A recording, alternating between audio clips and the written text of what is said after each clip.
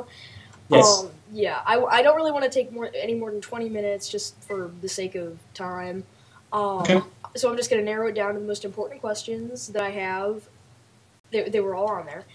Um, and, if we have more time, I'm just going to go from there. Okay. Sounds great.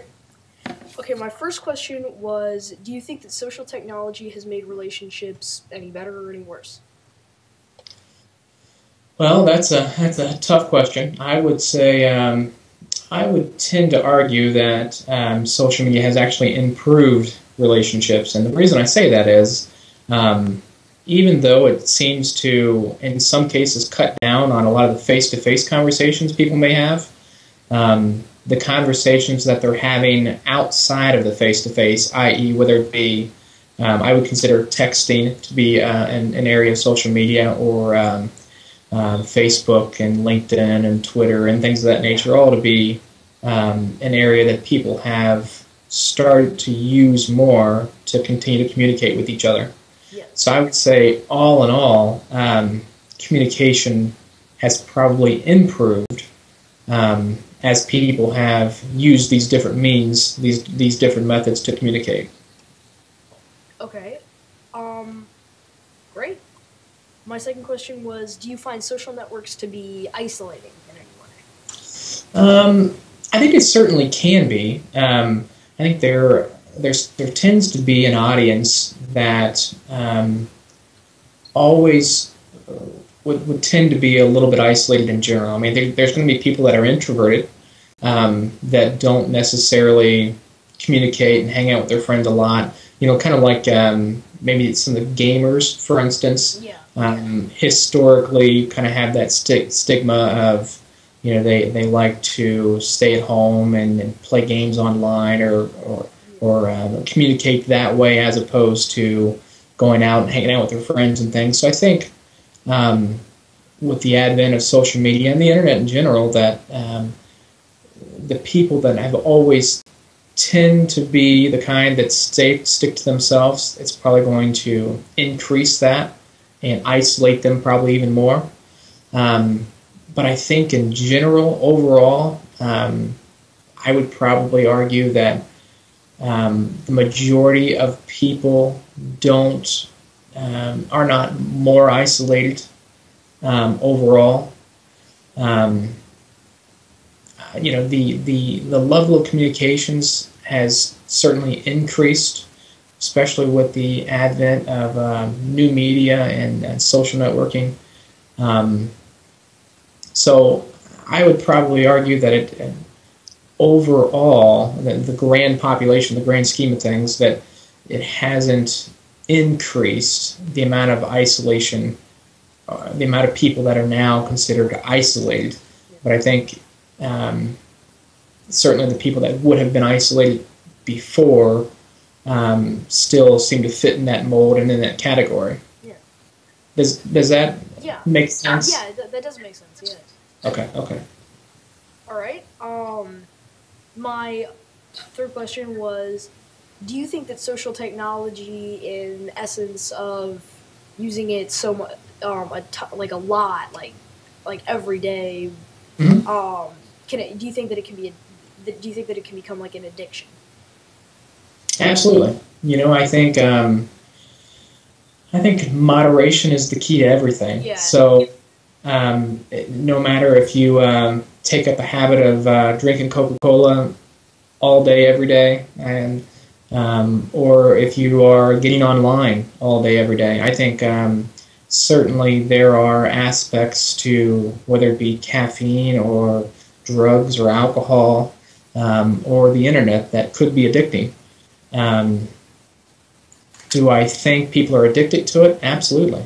I certainly think that people seem to have all the attributes of an addict as it pertains to the internet, as they are continually online and doing all kinds of different types of things. And so if they hold all those characteristics of a typical addict, whether it be an addict of social media or the internet or games or whatever it may be, I think that characteristic in general probably would describe an internet addict or a caffeine addict. So certainly there are people that I believe are addicted.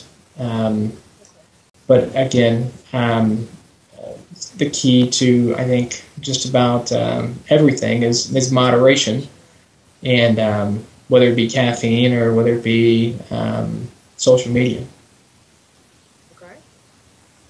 Um, this is another one. I don't know if you know any of these off the top of your head, but what do you think are some surprising facts that you might know about social technology and media and like networks in general? Okay. Some surprising facts. I would say, for instance, with the ever-growing population, for instance, on Facebook. Facebook just hit a milestone of 400 million users, which is overwhelming to think about. That's immense. Now, you would think, or at least I would think, typically people that engage themselves and embrace technology are typically young men, for instance, tend to be kind of on the cutting edge and enjoy technology very much. But the average Facebook user is actually a young mother, for instance, which is something that I didn't. Um, Are you still there? He's still there. yeah, I'm still here. A screensaver just kicked on. His screensaver came on. You're okay. Sorry. He just lost the Okay. vision because the screensaver The jumped on. screensaver just popped on. No problem. All right, we're good. So, for instance, that little fact was a bit surprising to me that out of 400 million users, the average user is a 20-something-year-old woman that has children. So that was a bit surprising to me. The amount of gaming that goes on within social media, again, was surprising to me. Almost like within the last couple of years, the gaming industry has really changed.